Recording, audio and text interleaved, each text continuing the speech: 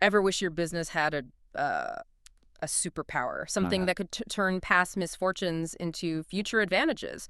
Well, get ready because today you're getting a deep dive into exactly that. For companies, anyway. Think of it like a financial phoenix, rising from the ashes of a tough year. It's true.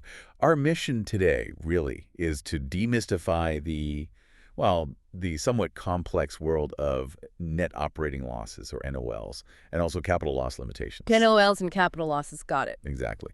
We're going to help you understand precisely how companies strategically manage their ups and downs from a tax perspective.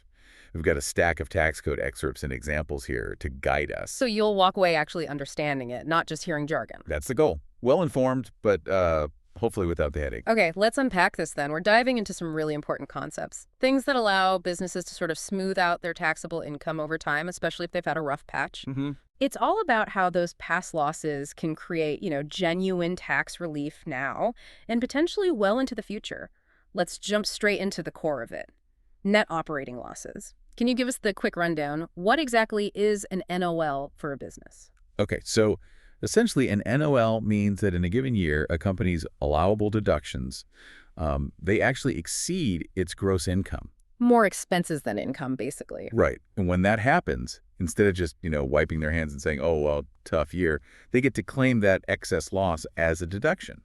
It's really critical for businesses with highly variable income streams or those massive startup costs. Like a tech startup, maybe? Exactly. Think of a startup spending millions on R&D before making a single dollar in revenue. That's a classic NOL situation right there. That makes perfect sense. So it's a way to get a tax benefit from a year where you technically lost money. Now, what's fascinating, you mentioned complexity. The rules around these NOLs, they aren't static, are they? They've shifted quite a bit. Oh, absolutely. They've changed significantly Yeah. over time. You could almost think of three main chapters or eras in the NOL playbook. Okay, eras. I like that. What's chapter one? Well, first, for losses generated up until the end of 2017.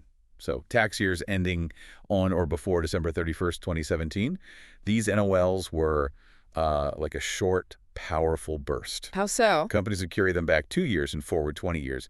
And crucially, they could offset a full 100% of any future year's taxable income. Wow, 100%. So a pre-2018 NOL was a pretty sweet deal for a business, a full offset. What happened next? Chapter 2. Chapter 2 began with losses arising, let's see, in tax years starting after December 31st, 2017 and before January 1st, 2021. So Yeah. basically 2018, 2019, 2020. Okay. Here, the carryback period actually expanded significantly to 5 years. 5 years back. Interesting. Yes. And the carry forward period became indefinite. Plus, companies gained flexibility. They could elect not to carry back. More options there. And chapter 3, the current situation. This is chapter 3, and it's a big change.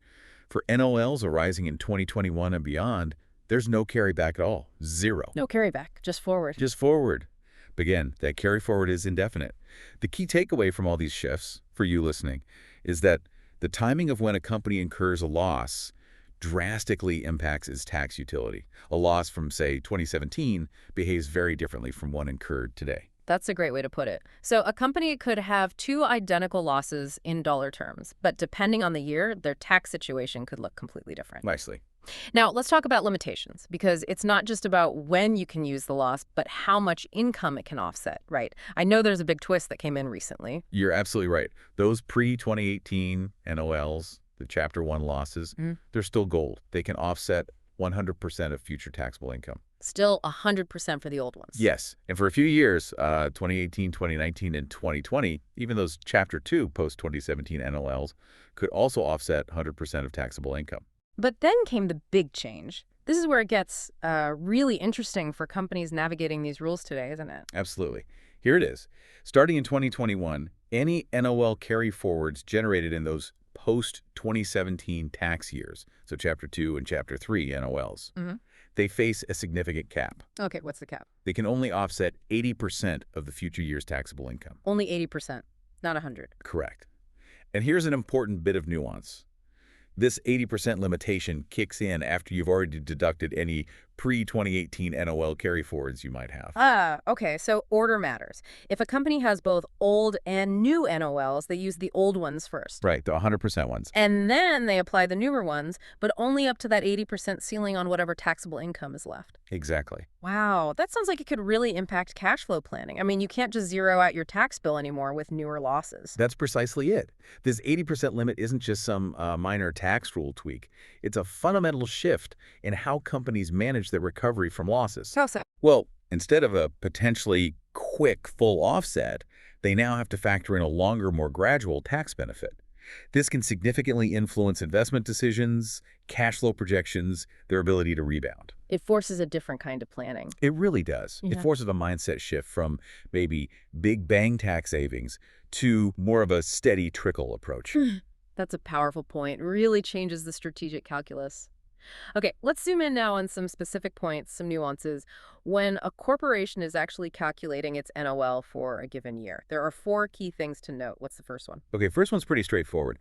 When calculating an NOL, a corporation cannot take a charitable contribution deduction. It's just not allowed in that specific calculation. Okay, no charitable deduction for the NOL calculation itself. Got it. What about the dividends received deduction, the DRD? That's usually tied to taxable income, right? It usually is, yes. Sure. There's normally a taxable income limitation on the DRD. Huh. However, and this is a key exception, this limitation does not apply if, after taking the full DRD, the corporation ends up with an NOL for the year. Wait, say that again. So normally the DRD is limited, but if taking the unlimited DRD creates an NOL, Then you get to take the unlimited DRD. interesting. So it can actually push a company into an NOL position, and that's allowed. Exactly. It's a very powerful exception that can sometimes maximize the tax benefit in a loss year. Okay, good one to know. And the third point, I suspect it's about preventing double dipping or something. You're on the money. To prevent a double counting effect, an NOL deduction carried over from a prior year is not allowed when determining the current year's NOL. Makes sense. You can't use an old loss to generate a brand new loss. Correct. Keeps things logical. And finally, number four, something about capital losses. Yes, this one's a bit subtle but important. It's about how capital loss carryovers and carrybacks interact with the NOL calculation. Okay. A corporation may deduct a capital loss carryover. So, a loss coming forward from a prior year against a current year capital gain when calculating the current year's NOL. Right. Use the old loss against the new gain? But it cannot deduct a capital loss carryback that's taking a current loss back to a prior year against a net capital gain in determining the current year's NOL. Ah, so it's about the direction. Carryovers can reduce income for the NOL calc, but carrybacks cannot increase the current NOL by offsetting past gains in this context. Precisely. It's a fine distinction, but crucial in certain scenarios. That distinction alone highlights the complexity we're talking about. Okay, let's put some numbers to this. Example 1, Johnson Corp. This should really help us see these rules in action. Can you set up the situation for us? Sure. So Johnson Corp is a standard seed corporation, calendar year, started business back in 2017. They had a rough patch in 2020, ended up with a $40,000 NOL that year. Okay, $40 K loss in 2020. Right, and for the years 2017 through 2023, they had pretty steady taxable income, just $10,000 each year. Their tax rate, importantly, was 34% in 2017, but then it dropped to 21% from 2018 through 2023. Okay, so $40 K loss in 2020, steady $10 K income otherwise, and changing tax rates. How do we figure out the tax refund they get from carrying back that 2020 NOL? All right, so that 2020 NOL falls into our Chapter 2 rules post-2017, pre-2021. That means Johnson Corp can carry it back 5 years. 5 years, okay. We apply the NOL to the oldest year first. That's 2017. They had $10,000 of income in 2017, so the NOL fully offsets that. The tax rate back then was 34%. So $10,000 times 34%. That's an immediate refund of $3,400. Nice. $3,400 back from 2017. What about 2018 and 2019? They also had $10 income each year. Exactly. So we moved to 2018. We use another $10,000 of the NOL to offset that year's income. The tax rate now is 21%. So $10,000 times 21% gives a $2,100 refund. Okay. Same thing for 2019. Another $10,000 of the NOL offsets the income. Tax rate is still 21%, so it's another $2,100 refund. So total refund from the carryback is $3,400 plus $2,100 plus $2,100. Adds up to $7,600. $7,600 back in their pocket. Not bad. Now, they started with a $40,000 NOL. They just used $10 for 2017, $10 for 2018, and $10 for 2019. That's $30,000 used. They still have $10,000 left. Where does that go? That remaining $10,000 NOL is carried forward. It goes first to 2021. But now we hit that 80% limitation rule because we're in a post-2020 year. Ah, right, 2021. So their income in 2021 was $10,000. The 80% limit applies. Correct. They can only deduct 80% of that $10,000 taxable income using the NOL carry forward. 80% of $10,000 is $8,000. So they use $8,000 of their remaining $10,000 NOL in 2021. Exactly, which leaves $2,000 still to carry forward. Okay, so that $2,000 carries forward to 2022. Their income in 2022 was also $10,000. The 80% limit would again be $8,000. So the remaining $2,000 is less than the limit. Right. Since the available carry forward $2,000 is less than the maximum $8,000 they could deduct, they use the entire $2,000 in 2022. And that uses up the NOL completely. That's it. The NOL carry forward to 2023 is now zero. So just to recap the deductions in the forward years, $8,000 in 2021, $2,000 in 2022, and nothing left for 2023. That example really drives home how the timing matters. That 2020 NOL behaved differently in the carryback years versus the carry forward years because of that 80% rule kicking in. Indeed. It perfectly illustrates how that limitation changes the game post-2020. It forces companies to really map out not just future income, but how much of an old loss they can actually use each year. Okay, let's shift gears slightly. We need to talk about a really important rule designed to prevent a specific kind of tax maneuver. This is where it gets quite technical, but it's crucial. The limitations on NOL carry forwards following an ownership change. Section 382. Ah, yes, Section 382. This is a big one. Congress put this in place specifically to stop a profitable company from just going out and buying a loss corporation. Right. Companies sitting on a pile of NOLs purely to use those losses to shelter its own income. So it's about tax fairness, preventing trafficking and losses. Exactly. It's about preventing companies from essentially trading tax benefits. The idea is you should acquire a business for its underlying economic value, not just its tax attributes. Makes sense. So what actually triggers these limitations? What counts as an ownership change under Section 382? Okay, so a Section 382 ownership change happens when one or more 5% shareholders significantly increase their ownership stake in the loss corporation. How significant? The threshold is an increase of more than 50 percentage points in their total ownership compared to their lowest ownership percentage during a specific testing period. Okay. 5% shareholder and testing period. Let's define those. Who's a 5% shareholder? That's pretty much anyone who owns 5% or more of the loss corporation stock at any point during that testing period. And the testing period itself, how long is that? Typically, it's the 3-year window leading up to and including the date the potential ownership change occurs. Right, 3 years. Let's use example 2, the ABC Corp. Ownership change, to make this concrete. Walk us through the facts there. Okay, ABC Corp is our loss corporation. On January 1st of year 4, 3 individuals, let's call them X, Y, and Z, each acquired 20% of ABC Corp stock. Okay, 20% each. Now, here's a key detail. X had previously owned 5% of ABC Corp's stock back on January 1st of year 2. So after this new purchase, X's total ownership is 25%. Y and Z, however, own nothing before this transaction. Got it. X goes 5 to 25, Y and Z goes 0 to 20. How do we determine if an ownership change happened based on that? All right, first step. Yeah. Identify the 5% shareholders. X, Y, and Z all clearly qualify because they hold at least 5% during the testing period, which includes this transaction date. Okay. Second step. Calculate the aggregate increase in their ownership compared to their lowest point during that 3-year testing period. For shareholder X, their ownership went from a low of 5% to 25%. That's an increase of 20 percentage points. 20 for X. For shareholder Y, they went from 0% to 20%. That's also a 20 percentage point increase. For Y. And shareholder Z, same story. Yeah. 0% to 20%, another 20 percentage point increase. 20 for Z, so 20 plus 20 plus 20. Adds up to 60%, a 60 percentage point aggregate increase. And 60% is definitely more than the 50% threshold. Exactly. Since 60% is greater than 50%, boom, a Section 382 ownership change has occurred. And that immediately triggers the limitations on using ABC Corp's pre-existing NOLs. So the door slams shut, or at least mostly shut, on using those old losses freely. That's a good way to put it. This rule really reshapes M&A strategy involving companies with NOLs. Okay, so an ownership change happens. What's the actual consequence? What is this Section 382 limitation? How does it work? Right. So once that ownership change is triggered, the amount of pre-change NOLs that the company can deduct against its taxable income each year going forward is severely restricted. There's an annual cap. An annual cap. How do they calculate that limit? The calculation is relatively straightforward conceptually. You take the fair market value of the lost corporation's stock immediately before the ownership change The happened, company's value right before the deal. and you multiply that value by the federal long-term tax-exempt rate, that published rate. Okay, value times rate equals annual limit. That's the basic formula. And there's a small add-on. If the calculated limitation amount in a given year is actually more than the company's taxable income for that year, the unused portion of the limitation carries forward and increases the limit for the next year. So you don't necessarily lose the unused limit each year. No. Okay. Let's put a number to that with example 3, the ABC Corp, Section 382 limitation. ABC Corp, we know, had that ownership change on Jan 1, year 4. Let's say they had $1 million in NOL carry-forwards at that time.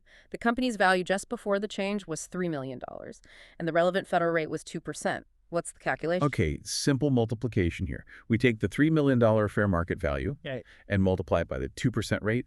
That gives us $60,000. $60,000. So for ABC Corp, in each year after that ownership change, they can only use a maximum of $60,000 of their big $1 million pre-change NOL stockpile to offset taxable income. Only $60K per year against that $1 million NOL. That's a huge restriction. It is. It can take a very long time to use up those NOLs, if ever. It really fulfills the law's intent. You can't just buy a massive tax shield cheaply. The value is significantly curtailed. It definitely makes you think twice about acquiring a company just for its losses. Okay, let's pivot slightly now to another type of loss, capital losses. Related to NOLs, but as you said, they have their own distinct rules. Yes, and the fundamental difference starts with how individuals versus corporations treat them. It's critical to understand this. How so? For individuals, as many listeners might know, you can deduct up to $3,000 of net capital losses against your ordinary income each year. Right, that $3,000 limit. But for corporations, that $3,000 deduction against ordinary income is not allowed, period. Corporations can only use capital losses to offset capital gains. Only capital losses against capital gains, no offset against regular business income at all? None. That's a very sharp, very important distinction. It profoundly shapes how corporate capital losses are managed and valued. So, if a corporation has a capital loss, it essentially has to wait until it has a capital gain to get any tax benefit from it. Essentially, yes.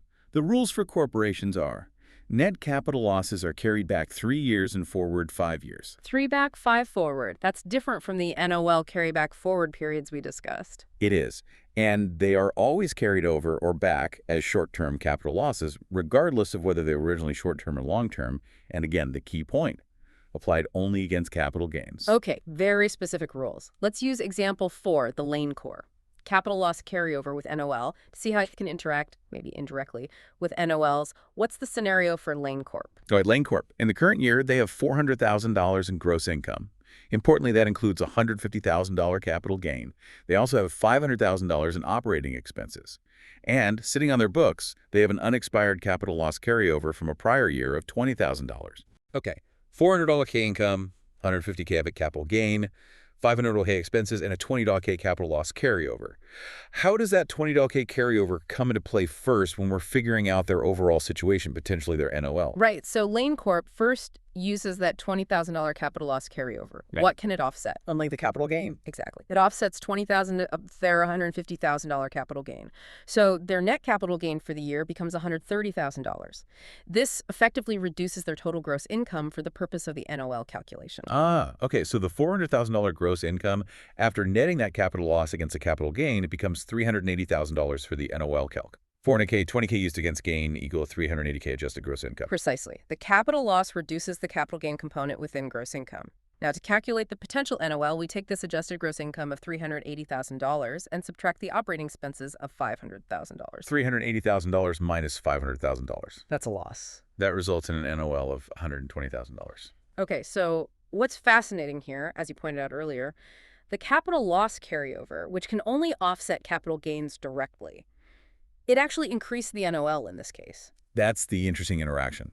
By reducing the gross income figure used in the NOL calculation, it widened the gap between income and expenses, leading to a larger net operating loss. It's an indirect but important effect. That's a fantastic demonstration of how these different loss types, while governed by separate rules, can definitely influence each other on the bottom line. Okay, wow, we've covered a lot of ground. We've done the NOL basics, the different eras, the 80% limit, Section 382, capital losses. Now let's try to put it all together. Let's apply everything we've learned to a comprehensive scenario. LOSCO for 2023. This is where you see how all these rules really intertwine. All right, Losco, let's set the stage. It's a calendar year C corporation. For 2023, here are their numbers. Gross income from operations, $250,000. $50,000, importantly, from a company they own 40% of. $10,000. Other deductions. This is before the DRD. $280,000. Okay, income items, deduction item. What about carry forwards coming into 2023? Good question. They have existing carry forwards. For capital losses, they have $2,000 remaining from a 2020 loss and $10,000 from a 2022 loss. So $12,000 total available capital loss carry forward. They have $20,000 remaining from way back in 2004 and $50,000 from 2019. So $70,000 total available NOL carry forward. Okay, that is a lot of moving pieces. Income, expenses, dividends, capital gains, and carry forwards for both capital losses and NOLs from different years. Where do we even start calculating Losco's 2023 net operating loss? Okay, deep breath. We start by calculating their taxable income or loss before we even think about the dividends received deduction. So NIP 1, income before DRD. Got it. So we take gross income from operations, $250,000, add the dividends received, $50,000, add the capital gains, $10,000. Now, crucially, what do we do with the capital loss carry forward? They have $12,000 available and a $10,000 capital gain this year, so they use $10,000 to carry forward to wipe out the gain. Exactly. They use the $10,000 from the 2022 carry forward to completely offset the current year's $10,000 capital gain. The $2,000 from 2020 isn't needed here. Okay, so the capital gain is effectively zeroed out by the carry forward. Then what? Then we subtract their other deductions, which were $280,000. So let's run the numbers. $250,000 ops income plus $50,000 dividends plus $10,000 capital gain, $10,000 capital loss used, $280,000 other deductions. Okay, $250 plus 50 is $300 plus $10 is $310 minus $10 minus $280 leaves $20,000. Precisely. Losco has taxable income of $20,000 before considering the DRD. Right. Step 2. The DRD. They got $50,000 in dividends from a 40% owned company. That means a 65% DRD applies, right? Correct, because they own between 20% and 80%. So the tentative DRD is 65% of the $50,000 dividends received, which equals $32,500. $32,500 tentative DRD. But then there's that limitation rule. Normally, it's limited to 65% of taxable income before the DRD. Taxable income before DRD was $20,000. So 65% of $20,000 is $13,000. Right, so the normal limitation would cap the DRD at $13,000, but remember that exception we talked about? The one where if taking the full DRD creates an NOL, you get to take the full DRD. That's the one. Does taking the full $32,500 DRD create an NOL here? They have $20,000 of income before the DRD. If they subtract $32,500...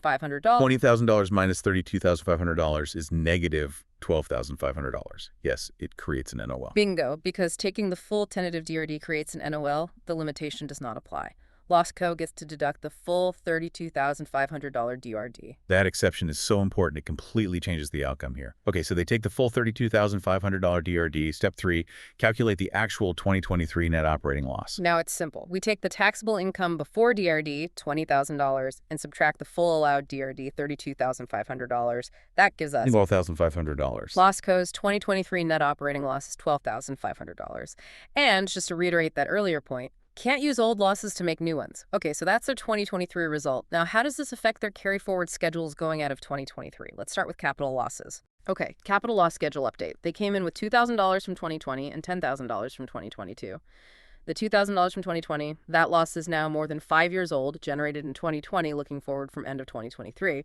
So that $2,000 expires, it's gone. The 5-year limit bit them there. What about the $10,000 in 2022? They use that entire $10,000 in 2023 to offset the $10,000 capital gain. So the carry forward from the 2022 loss is now $0. Their capital loss carry forward balance is 0. Okay, wiped clean on capital losses. Now the NOL schedule.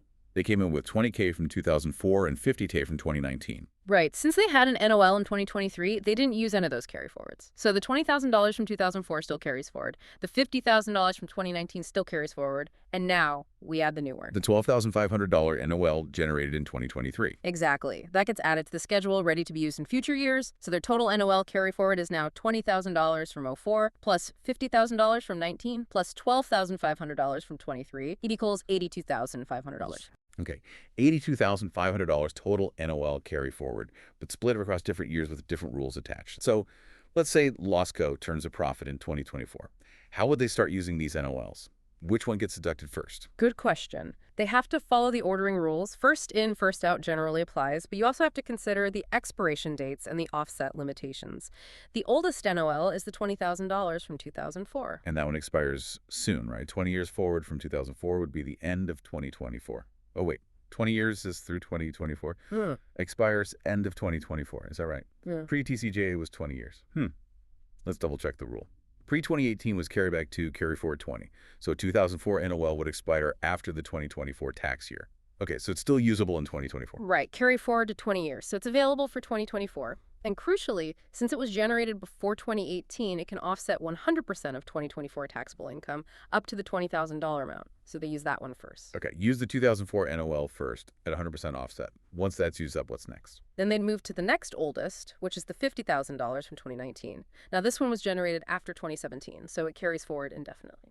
But it's subject to the 80% limitation against 2024's taxable income. Exactly. So whatever taxable income is left after using the 2004 NOL, they can only offset 80% of that amount using the 2019 NOL.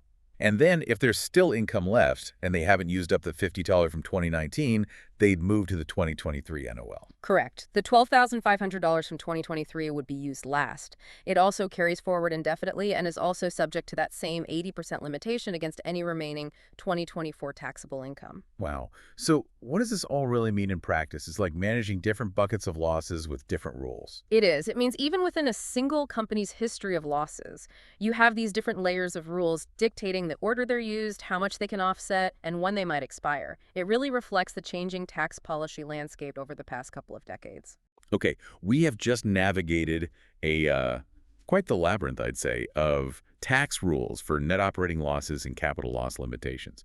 From those different eras of carryback and carry forward, the Section 382 ownership change rules, the 80% cap, and even that intricate dance between capital losses and NOLs. Hopefully, you listening now have a much clearer picture of how companies can leverage their financial past. It's complex stuff. It really is a kind of financial superpower, but one with a very specific and sometimes changing rule book. I think the core takeaway really is that these rules, which can seem incredibly dry on the surface, are actually vital tools for corporate financial health. Yeah. They allow for stability, for recovery, especially during tough economic times. Right. It's more than just numbers on a page. Absolutely. Understanding them gives you, the listener, a clearer, more nuanced view of a company's true tax position and maybe even its resilience beyond just looking at the current year's income statement. So the next time you hear about a company reporting a big loss, maybe pause and consider how these complex but pretty powerful tax mechanisms might be working behind the scenes, shaping their path forward. What stands out to you most about how these rules might influence actual business decisions day to day? That's a great question to ponder. For me, it just underscores that even in the seemingly objective world of finance and taxes, there's always a deep layer of strategy involved in navigating the rules effectively.